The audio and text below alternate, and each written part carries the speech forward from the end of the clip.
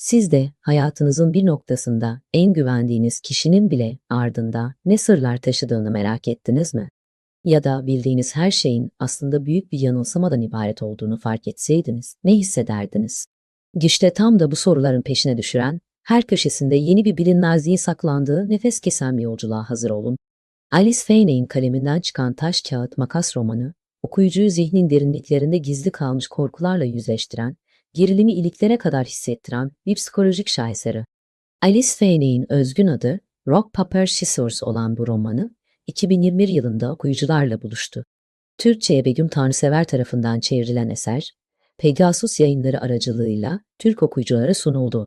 Yaklaşık 448 sayfalık bu sürükleyici kitap, en başta dingin görünen evliliklerin bile derinliklerinde ne fırtınalar kopabileceğini gözler önüne seriyor. Fainey, kendine özgü anlatım tarzıyla her yeni bölümde okuyucuyu şaşkına çevirmeyi başarıyor. Hikayenin merkezinde 10. evlilik yıl dönümünü kutlamak üzere İskoçya'nın uzak ve karla kaplı bir köşesindeki cam eve giden adam ve Amelia Wright çifti bulunuyor. Adam, görme engelli bir senaryo yazarıdır ve doğuştan yüz körlüğü yani prosopagnozi rahatsızlığına sahiptir. Amelia ise sıradan, düzenli bir hayat süren bir kadındır. Onlar için bu hafta sonu, sorunlu evliliklerini kurtarmak için son bir şans gibidir. Ancak vardıkları bu izole ev, romantik bir kaçamaktan çok, kabus dolu bir labirente dönüşür.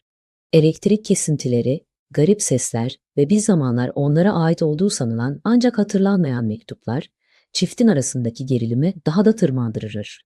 Dış dünyadan tamamen izole olmaları, gerilimin ve paranoyanın ana kaynağı haline gelir. Yazar, bu kapalı mekan psikolojisini mükemmel bir şekilde kullanarak okuyucuyu da karakterlerle birlikte o cam evin içindeki sıkışmışlığa hapsediyor. Kitap, Rock Paper Scissors yani taş kağıt makas başlığının ima ettiği gibi her zaman iki tarafın olduğu bir oyunun ötesinde üçüncü bir unsurun devreye girdiği, kimin kazanıp kimin kaybedeceğinin asla belli olmadığı bir mücadeleyi anlatıyor. Her bölüm, geçmişten gelen mektuplarla ve güncel olaylarla iç içe geçiyor, böylece okuyucuya parçaları birleştirme görevi düşüyor. Ancak bu parçalar her zaman yanıltıcı olabilir.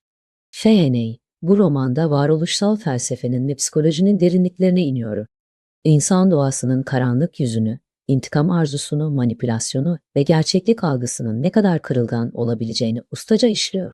Varoluşçuluğun temel önermelerinden biri olan insanın seçimlerinin ve bu seçimlerin getirdiği sorumlulukların ağırlığı, Adam ve Amelia'nın yaşadığı olaylarda belirgin bir şekilde karşımıza çıkıyor. Her iki karakter de geçmişteki seçimlerinin şimdiki anlarını nasıl şekillendirdiğini ve onları geri dönülemez bir yola soktuğunu deneyimliyor. Evlilik kurumu ise bu romanda idealize edilmiş bir birliktelikten ziyade sırların, yalanların ve karşılıklı güç mücadelelerinin yaşandığı karmaşık bir arena olarak ele alınıyor. Güvenin yıkılışı ve kimlik krizleri romanın felsefi çatısını oluşturan temel taşlardan biri. Yazar, okuyucuyu sadece katil kim sorusuyla değil, aynı zamanda ben kimim ve kime güvenebilirim gibi derin sorularla da baş başa bırakıyor.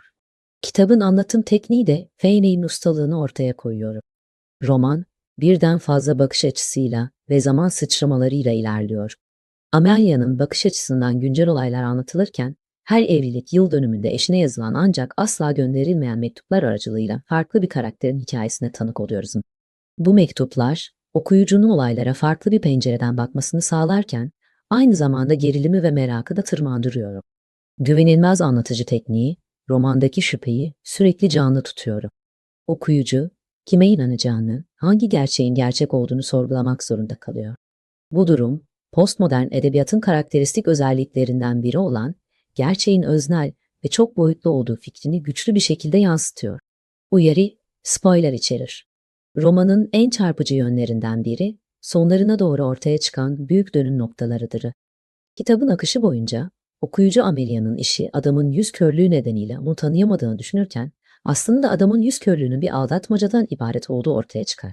Adam, bu durumu karısı Amelia'yı manipüle etmek ve ona karşı bir oyun oynamak için kullanmaktadır. Ancak bu, hikayenin tek sürpriz sonu değildir. Romanın gerçek dehası, mektupları yazan kişinin kimliği açıklandığında ortaya çıkar.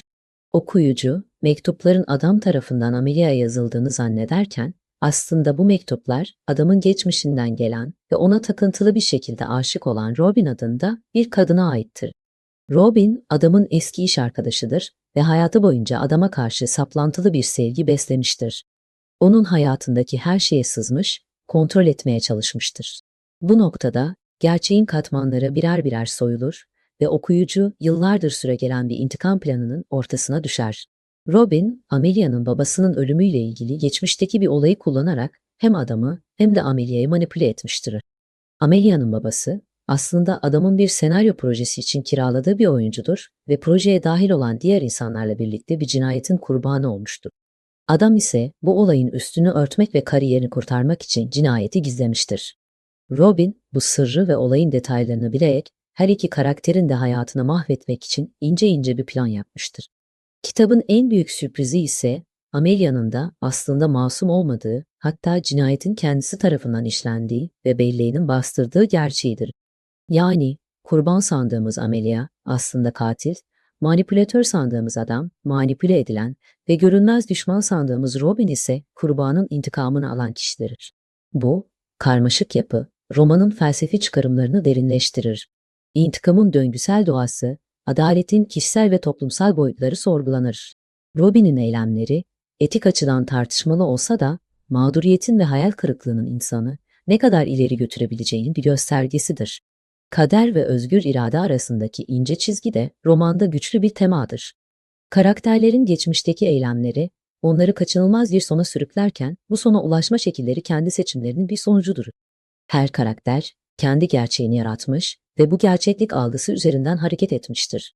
Kimliklerin ve ilişkilerin ne kadar yüzeysel ve kırılgan olabileceği, adamın yüz körlüğü yalanı ve Amelia'nın kendi belleğini çarpıtmasıyla güçlü bir şekilde vurgulanır.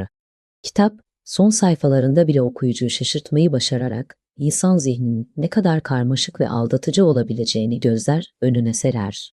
Taş Kağıt Makas romanı, yayımlandığı günden bu yana okuyuculardan ve eleştirmenlerden büyük beğeni topladı.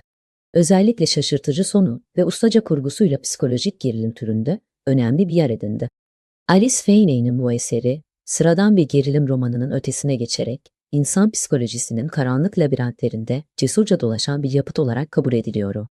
Okuyucuyu sürekli tetikte tutan, her sayfada yeni bir ipucu ya da yanlış yönlendirme sunan anlatımıyla akıllara kazınan bir okuma deneyimi vaat ediyor. Kitabın başarısı, sinema ve dizi dünyasının da dikkatini çekti. Netflix, Taş Kağıt Makas romanını bir diziye uyarlayacağını duyurdu. Dizinin yapımcılığını Adele Romanski ve Liza Chassin gibi deneyimli isimlerle birlikte ünlü oyuncu Michael B. Jordan'ın yapım şirketi Outlier Society üstleniyor. Dizinin senaryosunu Josh Campbell ve Matthew Stutchen kaleme alacak. Ancak şu an itibariyle dizinin yönetmeninin adı, oyuncu kadrosu ve vizyona gireceği yıl henüz açıklanmadı. Bu detayların ilerleyen dönemlerde netleşmesi bekleniyor.